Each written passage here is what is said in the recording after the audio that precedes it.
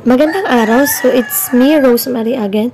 So, dahil sa dami ko ng mga natatanggap na questions regarding dun sa previous vlog ko kung paano talaga umuwi papunta ditong Masbate, kung ano yung mga requirements, please watch the following clips para ma-inform kayo kung ano mga requirements at mga protocols ang kailangan nyong sundin kung uuwi man kayo ng province of Masbate. Maraming salamat! As of May 4, 2021, naglabas ang CDRRMO Masbate ng mga requirements na dapat sundin ng mga taong gustong umuwi sa syudad ng Masbate. Ang requirements para sa mga locally stranded individuals or LSI, first is coordination galing sa CDRRMO office. Magbibigay ang CDRRMO office ng letter of coordination once na may presenta kayong mga susunod na requirements. Una is the negative result ng swab test o antigen test na hindi lalagpas sa 3 araw. Kailangan mailagay ang contact number ng laboratory or diagnostic center or hospital for verification purposes.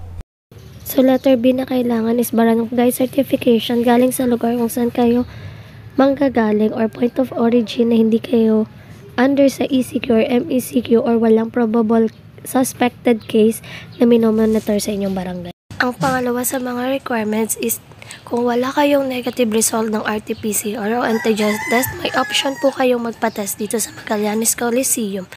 Sa ngayon, wala pa daw pong bayad yung antigen test para sa uuwi. Pero oras na maaprobahan yung ordinance, magkakaroon na po ng bayad na 200 pesos para sa antigen testing fee.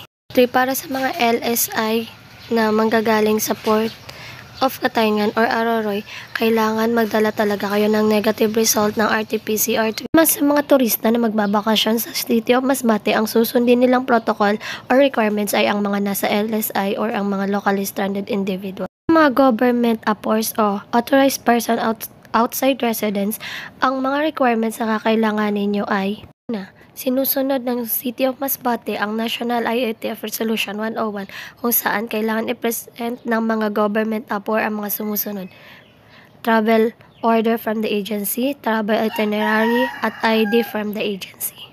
Sa mga non-essential private appors, ang kailangan nilang sunding protocol or requirements ay ang pareho sa LSI. Para naman sa mga essential private appor, ang kailangan nilang sunding protocol ay katulad ng sa LSI pero hindi na nila kailangan magbigay ng barangay certification.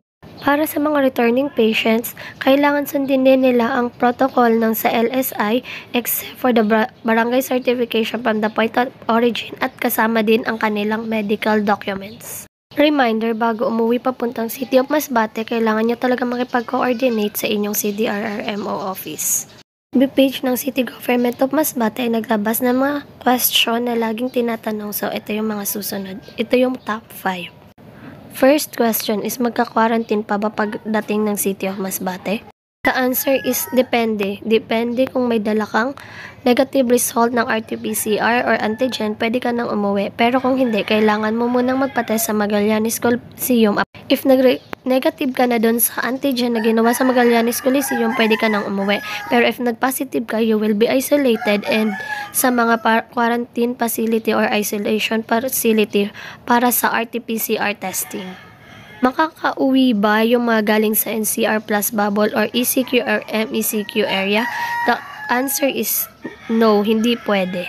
Hindi kayo pwedeng makauwi since the National IATF na mismo ang nag-restrict ng movement ng mga tao sa ECQ at MECQ area, especially yung mga non-essential movement. Kung gusto nyong makauwi, wait nyo na lang na ma-lift yung ECQ or MECQ sa inyong lugar kasi napaka-strict sa Bicol borders. Papabalikin lang kayo kung saan kayo galing pagdating nyo sa checkpoint.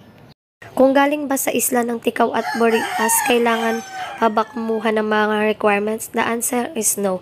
Yung mga requirements or protocol is kailangan lang sa mga uuwi o nagtatrabaho dito sa syudad ng Masbate na galing sa ibang probinsya.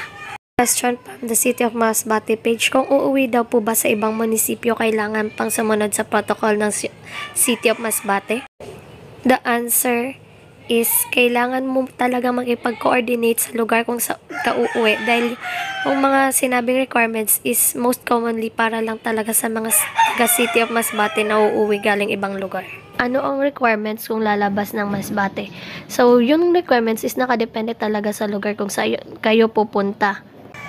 As of May 4, wala pang nilalabas ang Masbate City PNP ng Travel Authority. So, mas maganda talagang mag-coordinate kayo sa LGU kung saan kayo talaga pupunta. As of May 6, 2021, 10:53 AM, naglabas ang Provincial Disaster Risk Reduction and Management Office ng Masbate ng mga requirements na kakailanganin para sa mga munisipyo sa iba't ibang lugar sa Masbate. Okay-check na lang po ang mga susunod na clips ng mga requirements na inyong kailangan kung saan kayong LGU. Meron din silang mga hotline na pwede nyong kontakin para makipag-coordinate sa kanila. Mostly ng lugar dito sa Masbate ay restricted area na. Keep safe and away from the virus. Thank you for watching!